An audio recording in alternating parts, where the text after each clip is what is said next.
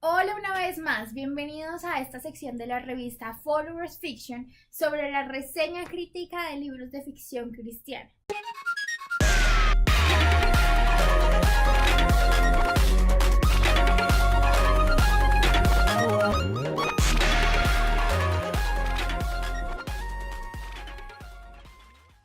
En este video analizaremos lo in, lo ok y lo out del libro de ficción cristiana de la colombiana Liliana de la Hoz Restrepo, El milagro de Vista Hermosa. Como consecuencia del estilo narrativo que utiliza la autora, muy allegado a un estilo periodístico del cual hablábamos en la anterior reseña, la autora logra muchas cosas que son supremamente importantes para cualquier tipo de lector.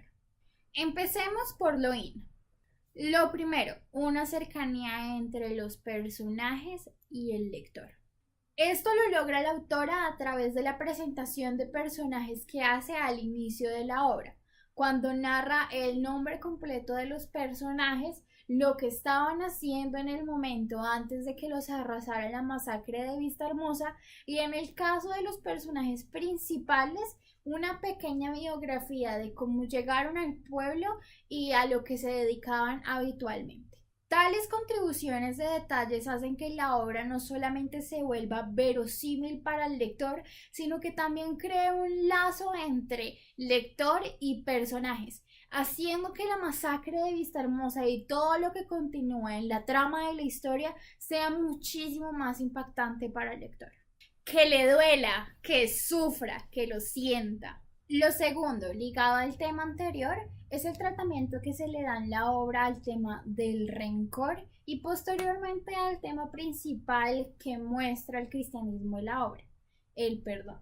Yo sé que te parece mejor, pero yo estoy en tu corazón y por eso pido perdón.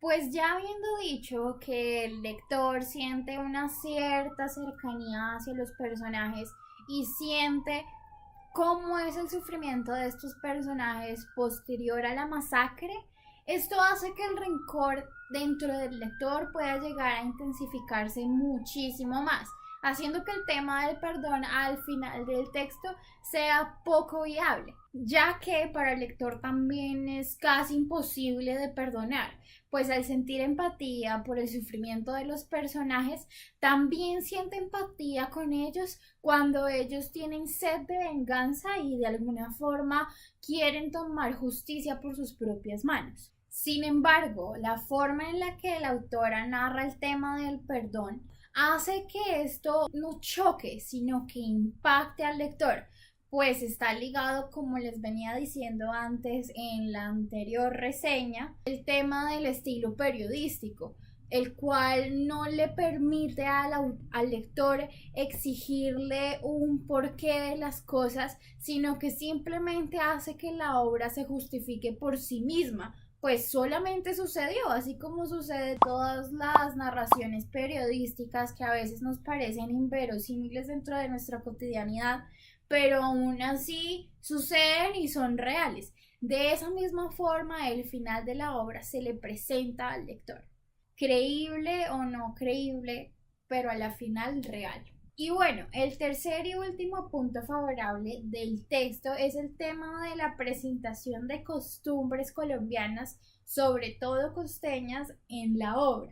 Esta presentación de costumbres se hace de una forma totalmente armoniosa y cero forzada, gracias a que se involucra dentro de los testimonios que va recopilando la autora y se expresa a través de la misma voz a voz de los personajes. De esa forma, tanto los personajes de la obra como la misma obra se vuelven verosímiles para el lector, pues al verlos tan naturales y tan cotidianos, de alguna forma muy relacionados a nuestra realidad, hacen que el lector se coma todo el cuento y se pueda involucrar de la forma que lo hace con el texto. Pero bueno, no todo puede ser bueno, así que pasemos con lo no tan bueno, con lo ok del texto. Sé que esto no lo hemos hecho en las anteriores reseñas, pero con este texto me siento en la obligación de hacerlo. Todo porque hay algunas cosas que son muy subjetivas de juzgar, pero yo les hubiera dado un giro diferente. Aquí lo primero es la portada que le diseñaron a la obra.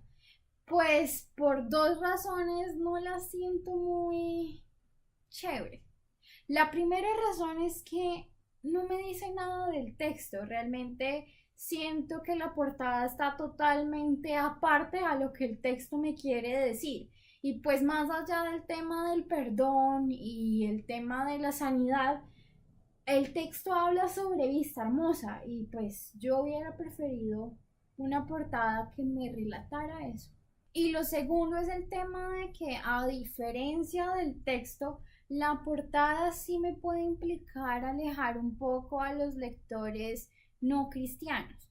Todo porque, no sé, yo la veo catalogada como ese tipo de portadas que se le realizan a las obras de autoayuda cristiana o no ficción cristiana, que a diferencia de una portada de ficción cristiana usual, pueden llegar a llamar la atención de un público diferente. Lo segundo, muy también relacionado con el tema de la portada, pues porque es lo primero que se ve, es el título del libro. Yo entiendo que este está relacionado de una forma literaria con el texto, pues quien lo lea me va a entender por qué el nombre es así. Sin embargo, pues hay que entender que tanto la portada como el título son las primeras impresiones del libro. Y como dicen por ahí, las primeras impresiones son casi imposibles de cambiar. Así que yo hubiera preferido un título mucho más llamativo y tal vez menos relacionado con el tema del cristianismo, que a diferencia del texto es totalmente atrayente para un público cristiano, pero no atrayente tal vez para un público no cristiano. ¿Qué tal como un título Las Crónicas de Vista Hermosa? Pero bueno, ya dejemos de un lado el tema de los ok y pasemos a los out del texto. Aquellas cosas que se hubieran podido mejorar el texto como texto. Valga la redundancia. Aquí hay solo una cosa que realmente me molestaba. Me refiero al tema de la búsqueda de veracidad exacerbada en el texto, pues la autora de alguna forma se aprovechaba de los testimonios, inventados o no inventados, eso no nos incumbe, que realizaban el texto. Aquellos que por un lado querían decirlo todo, entonces no permitían que el personaje del entrevistador se pronunciara mucho más y fuera más visible, y que por otro lado interrumpían muchas veces la cuestión poética dentro de lo que se permite la narrativa periodística que tenía la obra. Pues al decir así lo dijo Sutanita, así lo dijo Juanita, así lo dijo Pepita, obviaban ese deseo de veracidad que tenía la autora y ponían de alguna forma en problemas ese estilo periodístico.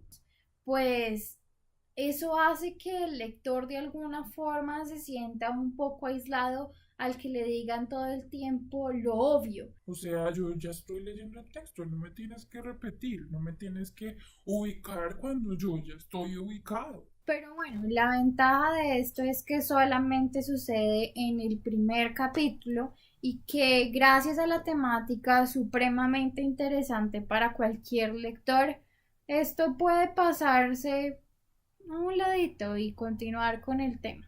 Bueno, hasta aquí nuestro video de hoy. Espero que les haya gustado y siéntanse libres de comentar, darle like, todo lo que ustedes quieran.